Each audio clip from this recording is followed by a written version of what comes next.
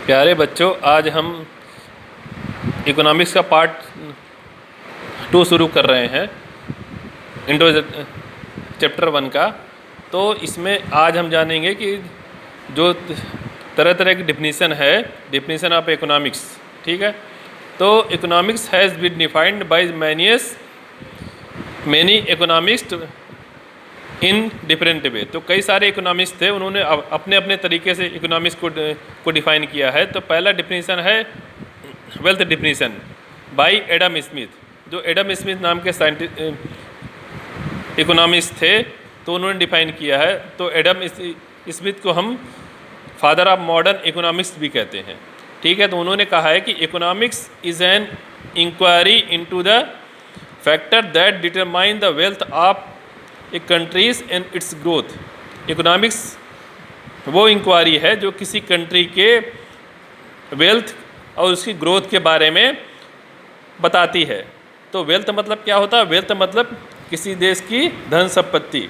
हम कहते हैं कि ये आदमी हेल्दी है, वेल्दी है। तो वेल्दी मतलब उसके पास रुपया पैसा है, और हेल्दी मतलब वो शरीर से तंदुरुस्त है। तो हर इंसान को हेल्दी वेल्दी होना चाहिए। दूसरा डिफिनीसन है अकॉर्डिंग टू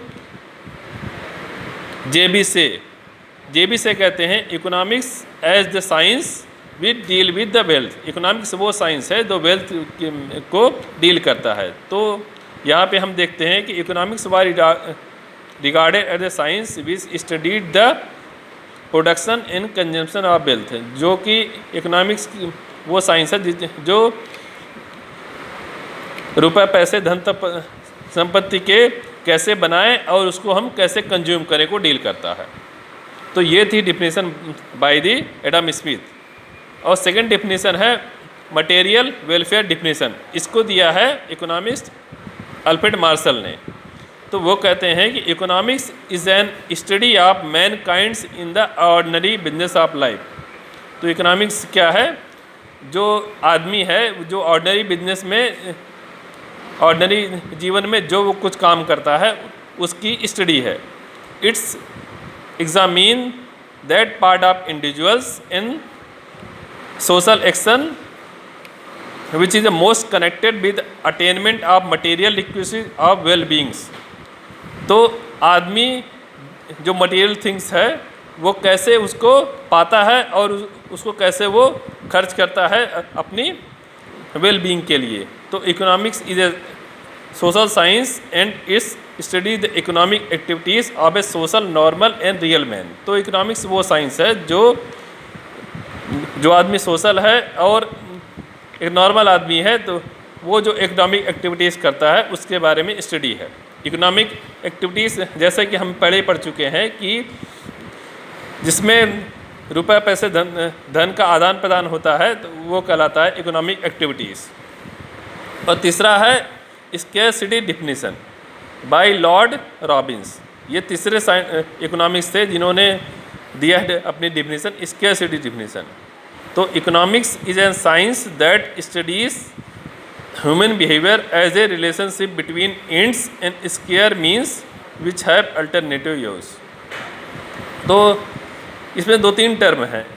एंड्स माने ऐसी चीज़ें जो ख़त्म होने वाली है, स्केयर्स माने ऐसी चीज़ें जिनकी कमी है या जो चीज़ें शार्ट हैं, और तीसरा अल्टरनेटिव यूज़, ऐसी चीज़ों के बारे में जिनका हम दूसरी तरीके से भी इस्तेमाल कर सकते हैं। जैसे कोयले को इस्तेमाल होता है फैक्ट्रीज़ में, या तो रेलवे में और थर्मल स्टेशन में।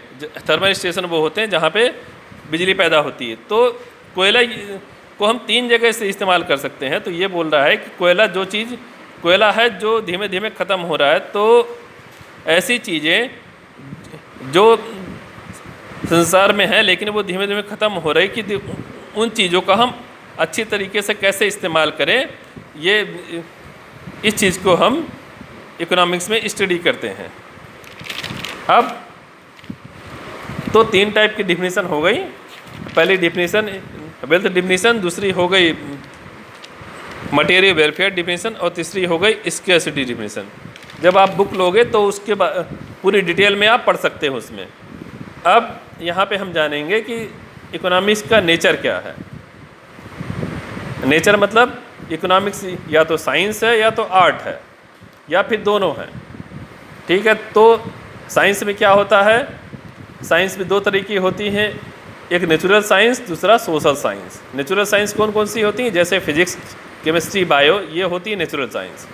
और सोशल साइंस जैसे पॉलिटिकल साइंस, तो ये सब ये दोनों सोशल साइंस। तो साइंस में क्या होता है, साइंस में होता है सिस्टेमेटिक स्टडी। तो इकोनॉमिक्स में भी हर चीज़ की सिस्टमेटिक स्टडी होती है। जैसे पहले किस चीज़ का प्रोडक्शन होता है, फिर उसको एक्सचेंज होता है, फिर डिस्ट्रीब्यूशन होता है, उसके बाद कंजम्पशन होता है। तो ये पूरी सिस्टमेटिक स्टडी होती है। और सेकंड है, साइंस में होता है साइंटिफिक लॉ, डिफरेंट लॉ होते हैं, जैसे लॉ ऑफ मोशन आपने साइंस में पढ़ा होगा।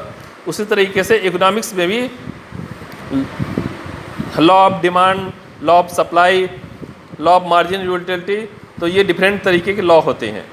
और तीसरा है cause and effect relationship. Science में होता है कि अगर कोई चीज़ करते हो तो उसका इफ़ेक्ट क्या होता है। तो यहाँ भी इकोनॉमिक्स में भी होता है लॉ ऑफ डिमांड, जैसे कि अगर लॉ ऑफ डिमांड क्या करता है, कोई चीज़ की कमोडिटी की प्राइस और उसके डिमांड में क्या रिलेशनशिप होता है। अगर किसी चीज़ की प्राइस ऊपर जाती है तो उसकी डिमांड कम हो जाती है, और प्राइस नीचे जाती है तो उसकी डिमांड हाई हो जाती है। जैसे कि हम देखते हैं कि जैसे कोरोना के टाइम कुछ दिनों पहले जो ऑक्सीजन सप्लायर्स थे, ऑक्सीजन सिलेंडर वगैरह के प्राइस काफ़ी हाई हो गई थी। क्यों हाई हो गई थी, क्योंकि उनकी डिमांड हाई हुई थी। अब इस समय नॉर्मल प्राइस में आ गई, सब कहीं लगभग जो कंडीशन कोरोना की कंडीशन नॉर्मल का एकदम कम हो गई, तो उसकी डिमांड भी कम हो गई है। तो ये बताता है, लॉ ऑफ डिमांड बताता है कि किस चीज़ की प्राइस हाई तब होती है जब उस प्राइस हाई जब होगी तब उसकी डिमांड कम हो जाएगी, और प्राइस उसकी कम हो जाएगी तो उसकी डिमांड अधिक हो जाएगी। अब सेकंड है law of supply. Law of supply क्या बोलती है कि लॉ ऑफ सप्लाई बोलती है कि सप्लाई और उसकी प्राइस में क्या रिलेशनशिप रहता है। जब किसी चीज़ की सप्लाई अधिक हो जाएगी तो उसका प्राइस भी अधिक हो जाएगा, और सप्लाई भी कम हो जाएगी तो उसका प्राइस भी कम हो जाएगा। जैसे जब स्टार्टिंग में आम आते हैं तो आम की सप्लाई काफ़ी वो होती है, तो उसकी प्राइस भी काफ़ी ज़्यादा होती है। तो ये सब चीज़ें हैं। और सेकेंड चीज़ है एन आर्ट। इकोनॉमिक्स क्या है, एक आर्ट की तरह भी है। आर्ट में क्या हम करते हैं, प्रैक्टिकल एप्लीकेशन ऑफ नॉलेज। कोई चीज़ नॉलेज लेते हैं, उसके हम प्रैक्टिकल एप्लीकेशन करते हैं। तो जैसे इकोनॉमिक्स में भी हम डिफरेंट तरीके की लॉ पढ़ते हैं, तो उनको डिफरेंट कम्युनिटी में वस्तु में अप्लाई करते हैं। तो इस तरीके से हमने जाना कि इकोनॉमिक्स क्या है, ना तो प्योर साइंस है ना तो प्योर आर्ट है, ये दोनों चीज़ है। कुछ पार्ट इसमें साइंस का है, कुछ पार्ट आर्ट का है। धन्यवाद।